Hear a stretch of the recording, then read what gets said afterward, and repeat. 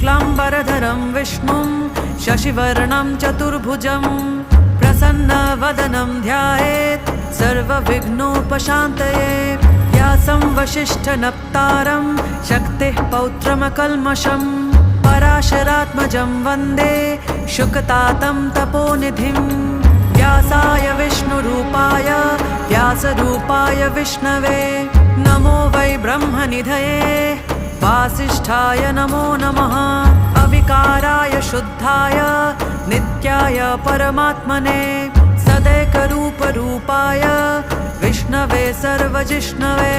यस्य स्मरणमात्रेण जन्म संसारबन्धनात् विमुच्यते नमस्तस्मै विष्णवे प्रभविष्णवे।